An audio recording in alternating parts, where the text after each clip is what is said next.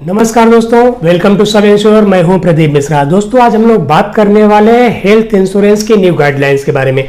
IRDA की इस नई गाइडलाइंस के मुताबिक पॉलिसी होल्डर को बहुत सारे फायदे होने वाले हैं, जिसके बारे में हम लोग एक एक करके आज डिस्कस करने की कोशिश करेंगे। इस गाइडलाइंस के मुताबिक सबसे पहली और इंपॉर्टेंट चीज जो आईआरडीए लेके आ रहा है वो ये ला रहा है कि सारे एज ग्रुप के लिए हेल्थ इंश्योरेंस पॉलिसी होनी चाहिए। यानी आईआरडीए का नया जो रेगुलेशन आ रहा है, जो नई गाइडलाइंस है, उसके मुताबिक चाहे वो 60 साल का व्यक्ति हो, चाहे 65 साल का व्यक्ति हो, कम से कम 65 साल तक के व्यक्ति को हेल्थ इंश्योरेंस ले सकने की सुविधा हो, ऐसी नई गाइडलाइंस में भी मेंशन किया है आईआरडीए ने। यानी अब किसी भी एज ग्रुप को हेल्थ इंश्योरेंस अवेलेबल होगा। पहले ऐसा था कि बहुत सारी कंपनीज में 60 या 65 ईयर्स के बाद हेल्थ इंश्योरेंस अवेलेबल नहीं होता था, लेकिन अब नई गाइडलाइंस के मुताबिक हर एक एज ग्रुप के लिए हेल्थ इंश्योरेंस पॉलिसी इंश्योरेंस को अवेलेबल करना पड़ेगा। दूसरी चीज जिसमें बहुत दिक्कत होती थी हेल्थ इंश्योरेंस पॉलिसी लेने के टाइम पॉलिसी होल्डर को, वो थी प्री एग्जिस्टिंग डिसीज का कवरेज। प्री एग्जिस्टिंग डिसीज का कवरेज बहुत सारी कंपनी में 3 साल के बाद होता था, बहुत सारी कंपनी 4 साल के बाद कवर करती थी। अब उसको स्ट्रीमलाइन कर दिया है आईआरडीए ने। सारे इंश्योरेंस को कोई भी प्री एग्जिस्टिंग डिसीज अगर है पॉलिसी होल्डर को पॉलिसी लेने के पहले, तो उसको 3 साल के बाद वो नहीं टाल सकते, यानी मैक्सिमम 3 साल के अंदर उनको कवर करना पड़ेगा। यानी प्री एग्जिस्टिंग डिसीज के कवरेज का जो टाइम लिमिट हो गया है वो मैक्सिमम 3 इयर्स हो गया है, यानी with in 3 years that should be covered by the insurance company. Specific disease का कवरेज पहले अलग अलग कंपनी में अलग अलग टाइम पीरियड के बाद होता था। अभी आईआरडीए की नई गाइडलाइंस के मुताबिक स्पेसिफिक डिसीज का भी कवरेज मैक्सिमम 3 इयर्स का ही होगा, यानी 3 इयर्स के बाद वो सारे स्पेसिफिक डिसीज भी कवर होंगे। जो एक महत्वपूर्ण चीज आई है इस नई गाइडलाइंस के मुताबिक वो ये है कि अगर किसी व्यक्ति को कोई सीवियर हेल्थ रिलेटेड इशू है तो भी उसको हेल्थ इंश्योरेंस पॉलिसी मिलनी चाहिए।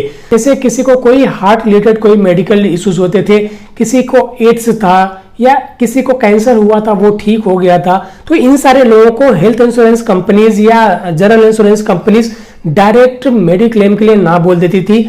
अब नई गाइडलाइंस के मुताबिक हर एक सीवियर डिसीज वाले पर्सन को भी हेल्थ इंश्योरेंस मिलना चाहिए, और ऐसा आगे फ्यूचर में होने वाला है कि किसी को कोई भी डिसीज हो उसको हेल्थ इंश्योरेंस मिलेगा।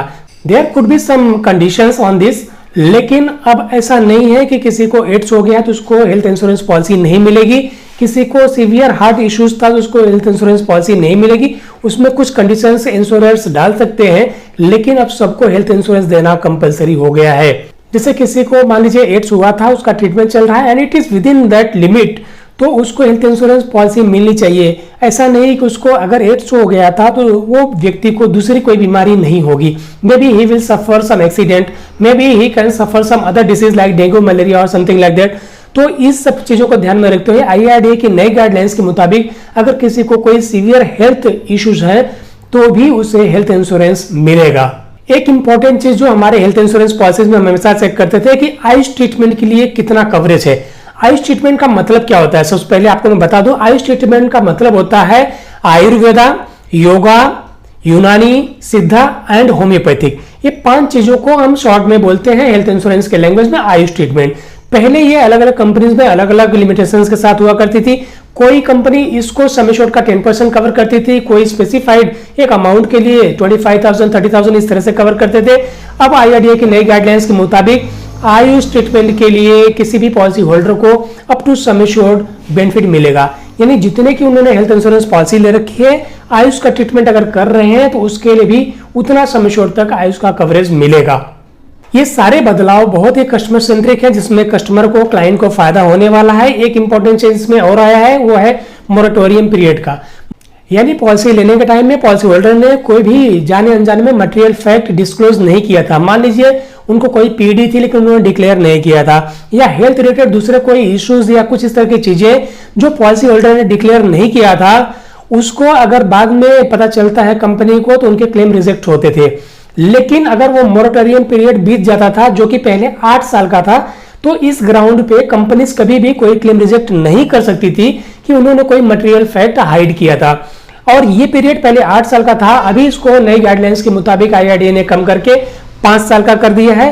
यानी कोई भी अगर मटेरियल फैक्ट रह गया है डिस्क्लोज करने को at the time of Inception of the policy by the policy holder, तो कंपनी इस बेसिस पर कोई भी क्लेम कभी रिजेक्ट नहीं कर सकती है after 5 years continuation of this policy कि उन्होंने कोई मटेरियल फैक्ट छुपाया था। यानी अगर 5 साल पॉलिसी कंटिन्यू हो गई है तो सारे कंपनीज को क्लेम देना पड़ेगा। वो इस बेसिस पे कोई क्लेम रिजेक्ट नहीं कर सकते हैं कि उन्होंने कोई मटेरियल फैक्ट हाइड किया था या हेल्थ रिलेटेड कोई इशू थे, पीडी थी, उन्होंने डिस्क्लोज नहीं किया था। आप बताएं नहीं बताएं, अगर 5 साल कंटिन्यू आपकी पॉलिसी चल गई है तो इस बेसिस पे कोई क्लेम आपका रिजेक्ट नहीं होगा। एक बड़ा बदलाव लाया है जो कि कस्टमर के बहुत ही हित में है। अब नई चीज जो एक आई है कि स्पेशलाइज्ड ग्रुप के लिए कस्टमाइज पॉलिसी इंश्योरेंस को बनानी पड़ेगी। यानी इंश्योरेंस कंपनीज अभी स्पेसिफाइड ग्रुप्स के लिए अलग अलग कस्टमाइज प्लान्स बनाएंगे, जैसे स्टूडेंट्स के लिए, सीनियर सिटीजन के लिए या प्रेग्नेंट वीमेन के लिए। ऐसे लोगों के लिए उनके पास कस्टमाइज प्लान होंगे जो इनको डायरेक्ट बेनिफिट देंगे। वैसे बहुत सारे प्लान्स में सारी चीजें कवर होती हैं, लेकिन स्पेसिफाइड ग्रुप्स के लिए अलग अलग वो कस्टमाइज प्लान्स भी अभी लाएंगे, जिससे इस पर्टिकुलर ग्रुप को एक बहुत ज्यादा फायदा होगा और जो इंश्योरेंस का पेनिट्रेशन है वो काफी ज्यादा अच्छा हो जाएगा इंडिया में।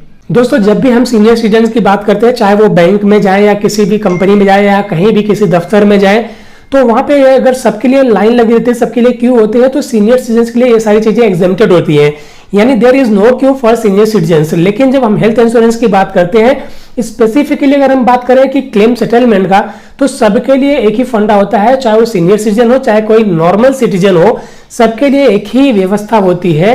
तो नई गाइडलाइंस के मुताबिक अभी सीनियर सिटीजन के लिए इंश्योरेंस कंपनीज को स्पेसिफाइड चैनल एक बनाना पड़ेगा, जहां पे सिर्फ सीनियर सिटीजन अपने क्लेम्स के बारे में डिस्कस कर सकते हैं या अपने क्लेम की इंक्वायरी कर सकते हैं या कुछ भी क्लेम रिलेटेड बातें कर पाएंगे।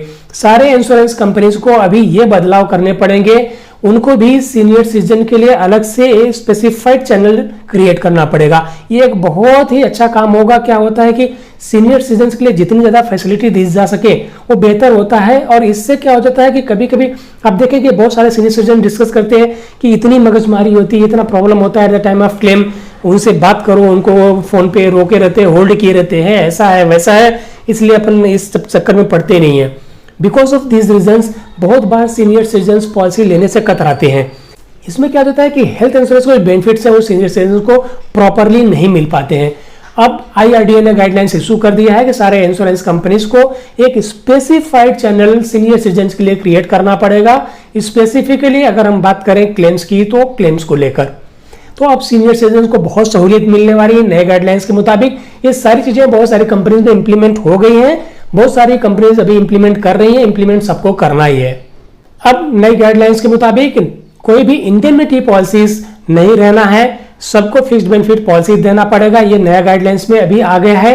एक और जो इंपॉर्टेंट चीज आई है वो ये है कि multiple claims across various companies, insurance companies साथ में आप मल्टीपल क्लेम्स कर सकते हैं। जैसे मान लीजिए फॉर एग्जांपल कोई पॉलिसी होल्डर है, उसका एक कंपनी में 5 लाख का इंश्योरेंस पॉलिसी है, दूसरे किसी हेल्थ इंश्योरेंस कंपनी या जनरल इंश्योरेंस कंपनी में भी उसका 3 लाख या 5 लाख का इंश्योरेंस है, और मान लीजिए वो हॉस्पिटलाइज होते हैं और उनका क्लेम 15 लाख रुपए का आ जाता है, तो वो दोनों कंपनी से वहां पे क्लेम ले सकते हैं उस हॉस्पिटल में, या कैशलेस है या रिम्बर्समेंट जो भी होगा उस तरीके में वो दोनों कंपनी से वो क्लेम ले सकते हैं। 5 लाख यहां से 5 लाख इस कंपनी से, यानी 10 लाख रुपए का क्लेम वो एक सिंगल हॉस्पिटलाइजेशन में ले सकते हैं। और सबसे इंपॉर्टेंट चीज जो अभी बदलाव इस नए गाइडलाइंस के मुताबिक आ रही है वो है कैशलेस। अब किसी भी हॉस्पिटल में, वो नेटवर्क हॉस्पिटल हो या नॉन नेटवर्क हॉस्पिटल हो, वहां पे कैशलेस आपको मिल जाएगा। कंडीशन ये होती है कि 48 आवर्स पहले हॉस्पिटल को भी इंटीमेट करना पड़ता है और कंपनी को भी इंटीमेट करना पड़ता है, पहली चीज। दूसरी चीज, अगर कैशलेस के लिए आप जाते हैं किसी कैशलेस हॉस्पिटल में, बहुत बार वहां पे बहुत टाइम लग जाता है। तो IRDA की नई गाइडलाइंस के मुताबिक अगर आपके सारे डॉक्यूमेंट्स कंपनी को भेज दिए हॉस्पिटल ने, तो कैशलेस विद इन 1 आवर उनको करना ही पड़ेगा। और जब डिस्चार्ज के समय में सारे डॉक्यूमेंट्स जो भेजने पड़ते हैं, अगर हॉस्पिटल ने कंपनी को भेज दिया है, तो आपका final cashless settlement with in 3 hours होना ही है। बहुत बार 4 घंटे, 5 घंटे, 8-8 घंटे लग जाते थे अलग अलग कंपनीज में, लेकिन अब नई गाइडलाइंस के मुताबिक पहला कैशलेस अप्रूवल 1 घंटे के अंदर और फाइनल कैशलेस आपका सेटलमेंट 3 घंटे के अंदर कंपनीज को करना पड़ेगा।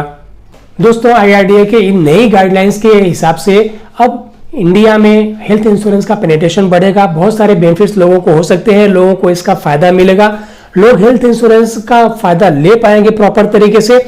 और जो लोग हेल्थ इंश्योरेंस लेने से कतराते थे या घबराते थे कि अरे ऐसा होता है वैसा होता है, पॉलिसी तो ले लेते हैं लेकिन क्लेम के टाइम में बहुत दिक्कत होती है, कंपनीज इजिली क्लेम सेटल नहीं करती हैं, दोस्तों अब ऐसा कुछ भी नहीं होने वाला है। अगर कभी ऐसा कहीं पे हो जाता था किसी कारण से, अब वो सारी चीजें क्लियर आउट हो जाएंगी और किसी को भी हेल्थ रिलेटेड कोई प्रॉब्लम होगा तो उनको फायदा उनके पॉलिसी का जरूर मिलेगा। आशा करते हैं आपको बहुत सारी जानकारियां इस वीडियो से मिल जाएंगी। अगर आपको लगता है कि आपके काम की जानकारी है तो लोगों तक भी पहुंचाने की कोशिश कीजिए। जल्दी में आपसे दूसरे वीडियो मिले, तब तक के लिए थैंक यू सो मच, बहुत बहुत धन्यवाद।